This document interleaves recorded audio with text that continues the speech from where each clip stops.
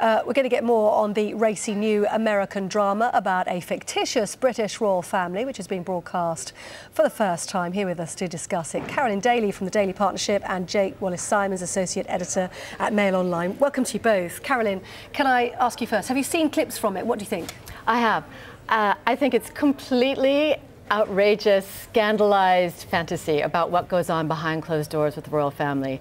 And I think the audiences watching it will really see it for what it is. It sort of borders on farce, and I think the producers are just trying to have a lot of fun with it. Jake? Well, it's abysmal. It's absolutely abysmal. I mean, it's been dubbed one of the worst TV shows in history already. And I think the thing is that what people don't realise is that in Britain we've already got a brilliant, hilarious soap opera about the royal family, and it's called The Royal Family. It is the royal family. And if you're going to do anything that's fictitious, that's supposed to be more entertaining, it's got to be pretty damn good. And unfortunately, this is awful. You're saying abysmal, but we're just looking at shots now from the new series, and some very big names: Elizabeth Hurley, Joan Collins. Why on earth would they agree to take part in a show like this if it was, as you say, Jake, abysmal? Well, who knows what goes through their heads when they agree to do these sorts of things. But, I mean, Elizabeth Hurley was just a sort of parody of herself and a complete send-up of Britishness. And Joan Collins was like a second-rate Maggie Smith. And together, it was just an utter televisual disaster. And I think that, you know, if it does go to a second series, I would be very, very surprised indeed. Well, Carolyn, they've already been booked for a second series. I mean, Jake's behind the curve here. They've already, I think, been promised two further series. So already the plaudits right at the There's start. still time to put it. There's still time to I put guess it. You're right, yeah. Well, I think one big thing we have to realise here is that it's going out on a channel called E! Entertainment. And That's a massive channel, though, in the States. It's a bit of a niche. It's famous for the red carpet coverage, but the most important thing for us to know is it's the home of the Kardashians. So need we say more? I mean, that's the kind of stuff that they look for. Huge figures for that. Huge. And so their idea is that there's a market for this kind of thing, and this show fits right into that niche. So buoyed up by their success with the Kardashians, they're now trying to generate new original content. So that's a feather in their cap, at least, isn't it, Jane? Well, it would be a feather in their cap if it was actually good, but unfortunately it's awful. And I think the thing is, it demonstrates how American TV executives just don't get Britishness and don't get Britain. I mean, we were saying it's a farce. You were saying it's so tongue-in-cheek. I mean, perhaps it's just going to be funny to watch.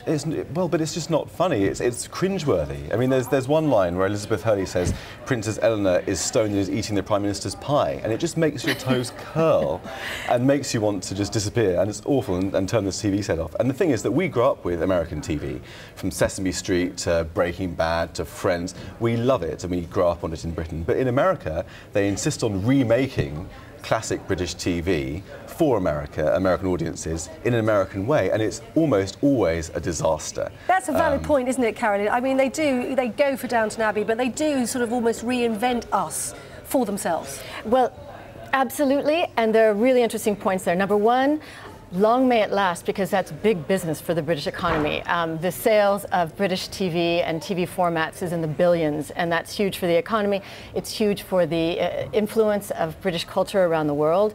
It's a huge compliment. The other thing is the lines are shifting on that. Formats used to be the big thing, but now the original British programs like Downton Abbey, like Sherlock, are becoming more important in their... And the spin-offs and the merch. Yeah. So exactly. the lines are shifting on that. But I think, to say it's a compliment, I think it's more of an insult, really, because they're not taking our original programmes traditionally and showing them on American TV.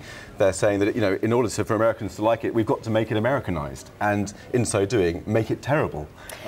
Whereas if they were to show genuine, you know, original British TV on American TV, I think that would be a compliment. For example, they tried to remake Fawlty Towers 3 times, and it was a failure every single time. To be fair, they did remake The Office, didn't they? And it was fairly, you know, great success with that, really. I mean that was actually received really well and understood, wasn't it? It's easy to find exceptions, but, you know, Dad's Army, they tried to remake it, awful. Absolutely Fabulous, they tried to remake it. They had Patsy not swigging champagne and smoking, but chewing Nicorette chewing gum and being politically correct.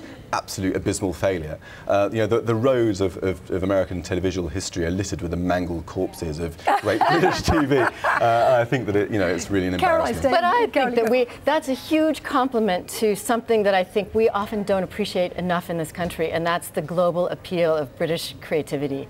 It's something that people around the world, they want to see, they want to take advantage of it, they want more of it.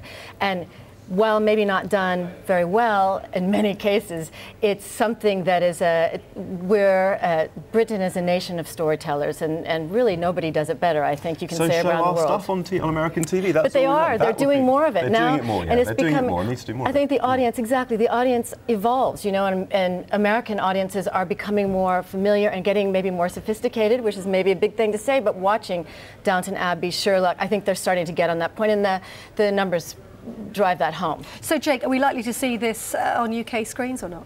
Well, it hasn't been bought so far as we know. You won't be watching it, will you? Well, I won't be you won't be Sky Plusing that. No, but sometimes it's quite fun to watch terrible TV, to sort of tweet about it, how much you hate it. But hopefully we won't. I mean, if it gets better in future episodes, that could be good, but I severely doubt it. Should we give it a chance, Carolyn? I think that they're trying to provoke exactly the feelings that you're having. I mean, I think that the producers... Well, I'm falling into it.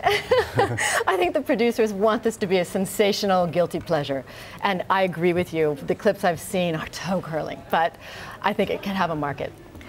Carolyn Dailey and Jake Wallis Simons, thank you both very much indeed. The butler will be along with your cucumber sandwich and our pot of tea shortly. Bear with us. Fabulous.